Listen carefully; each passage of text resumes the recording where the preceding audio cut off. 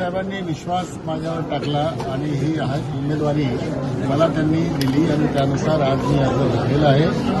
शिक्षक सेनेच्या सर्व कार्यकर्त्यांनी पदाधिकाऱ्यांनी भरपूर मेहनत घेतलेली आहे. आमचं रजिस्ट्रेशन फार मोठ्या प्रमाणात झालेलं आहे. मला पूर्णपणे विश्वास आहे की आम्ही अगदी पहिल्या फेरीमध्येच निवडून येतो. सर, तुमचं आणि कपिल पाटलांचं चाललं होतं की एकत्रित उमेदवार देता येईल, पण आता तसं होत नाही. ते आता मला माहिती नाही. ते वरच्या पातळीवरून काय ठरलं होतं, काय चर्चा झाली होती त्याबद्दल मला माहिती नाही. पण मला एवढं निश्चित माहिती आहे की आम्ही ज्या पद्धतीचे कष्ट घेतले गेल्या 2 वर्षापासून ज्या पद्धतीने सर्व शिक्षकांच्या समस्यांशी आम्ही जोडलेले आहोत, त्यांना प्रश्नमुक्त करण्याचे आम्ही आटोकाट प्रयत्न गेल्या 15-16 वर्षापासून करतो आहोत. त्यामुळे मला विश्वास आहे की या मुंबईमधले सर्व शिक्षक आमच्या बाजूने राहतील आणि जी निवडणूक आहे ही एकतर्फी होऊ शकेल इतपत मला विश्वास आहे. सर, सुशिक्षित वर्ग बीजेपी मांडेल समाज होतो किंवा थेट तर डायरेक्ट शिक्षकच आहे तिथे या निवडणुकीमध्ये मतदार आहेत, काय म्हणतात? मला समजलं नाही. सुशिक्षित मतदारसंघ बीजेपी बोलतो की आमच्या भाषेचा आहे, इथे डायरेक्ट शिक्षकच मतदान करणार आहेत, तर किती विश्वास आहे तुम्हाला या निवडणुकीत? नाही, याच्यावर शिक्षकांच्या दैनंदिन अशा प्रकारच्या अडचणीसाठी कोण झटतो आहे हे शिक्षकांना माहिती आहे.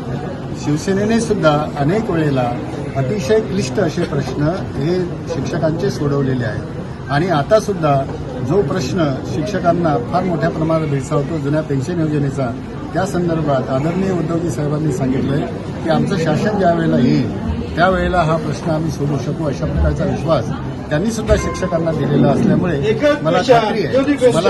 मला खात्री आहे की सर्व शिक्षक जे सुशिक्षित आहेत, ज्यांना समज आहे, त्यांना माहिती आहे की ज्या व्यक्तीचा अनुभव या शिक्षण क्षेत्रामध्ये 55 वर्षाचा आहे, शिक्षकापासून तर शिक्षण संचालकापर्यंत या सगळ्या पदांवर काम करून पॉलिसी कशा प्रकारची तयार करतात याचंही ज्ञान ज्या व्यक्तीला आहे, त्या व्यक्तीच्या सोबत आपण जर राहिलो तर भविष्यामध्ये आपले सगळे प्रश्न सोडवण्याकरता ही व्यक्ती कारणीभूत ठरू शकते असा विश्वास शिक्षकांमध्ये निर्माण झाल्याचं आम्ही वेळोवेळी बघितलेलं आहे आणि त्यामुळे खात्री आहे की आमची निवड ही निश्चित आहे. सर, सरकारने शिक्षणामध्ये आमूलाग्र बदल करण्यास सुरुवात करण्यात आलेली आहे. काय तुमच्याकडून कुठला असा विशेष मुद्दा घेऊन आपण नवीन शैक्षणिक धोरणामध्ये जे केंद्र शासनाने जे काही धोरण ठरवलेलं आहे त्या धोरणाविषयी आम्ही आतापर्यंत कधी टीका केलेली नाही.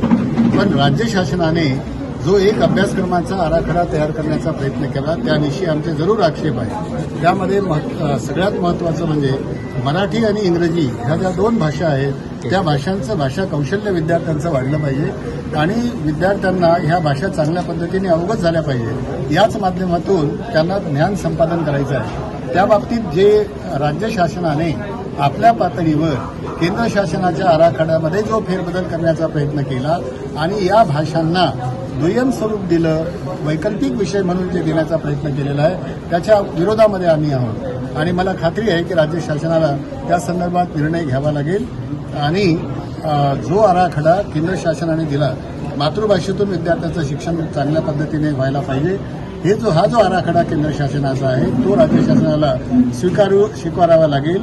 न स्वीकारल्यास आम्ही त्या संदर्भात राज्य शासनाला तशा प्रकारचा निर्णय घेण्यास भाग पाडू.